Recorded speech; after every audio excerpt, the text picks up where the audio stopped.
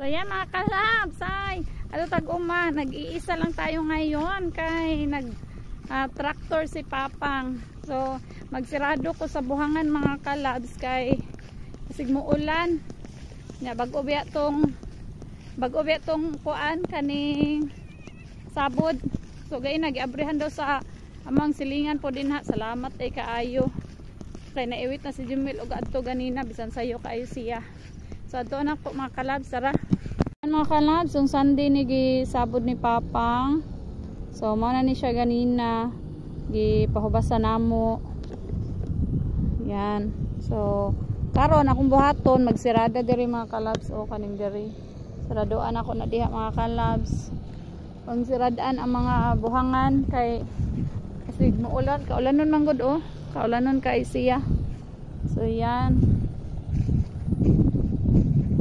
Ngani na ba iyang tubo atong panan-awon.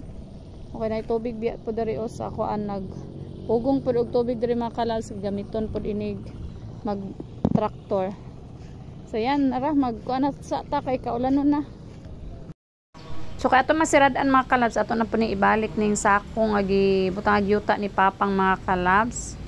So kay kaulanon manggug kaay siya mga kalabs ato na pong siraduan kay ugma ato na po ni abrihan if ever nga naana po siya tubig. So mga ingon si tatay mga duha ka adlaw ingani sa ang buhaton kay pag maabta na siya duha ka adlaw ma-okay naman ni siya.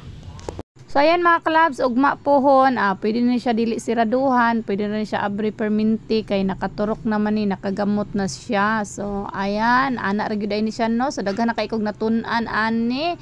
So certified mag-uma na ba ko mga kalabs. So ingani pud ba mo mga kalabs siraduan aron inig mag-ulan dili siya magtapok-tapok.